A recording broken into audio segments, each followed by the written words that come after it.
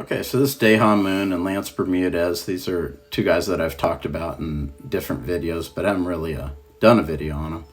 And both of them were already incarcerated before the FBI raid on the Miskey Enterprise. And the reason they were incarcerated is Dehan Moon was involved in a murder at Al Moana Mall on Christmas Day of 2016. And this occurred in the 5th floor parking structure area. It was already closed for the holiday. And what had happened was 2 vehicles had showed up for a drug transaction. One vehicle was carrying 4 people. The other vehicle was carrying 2 people. The 2 people were selling a pound of marijuana. The driver of the car was William Kahn. He was selling a pound of marijuana. And the 4 people had $1,000 to buy it. And what happened was Dehan Moon showed up unexpectedly after the fact, and a fight ensued. It was most likely a robbery.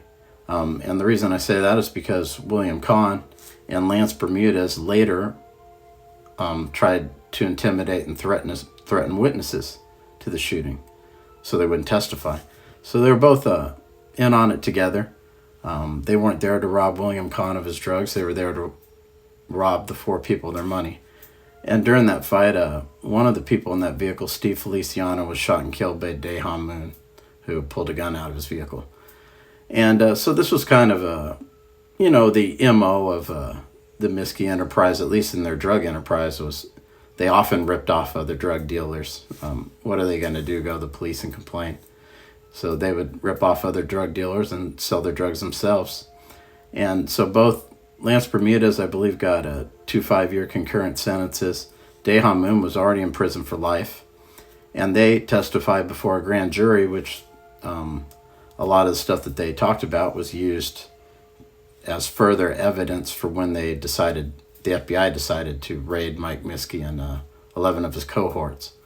So it's going to be interesting to see more of what comes out of this. And also, Dehan Moon and Lance Bermudez were involved in torching the vehicle that was used to kidnap Johnny Frazier.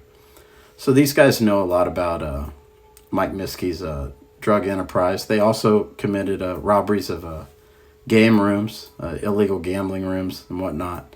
So they know a lot about the violent side of Miskey's drug enterprise, and it's going to be interesting to see in the trial what more has come out from what they've said that maybe hasn't been released thus far.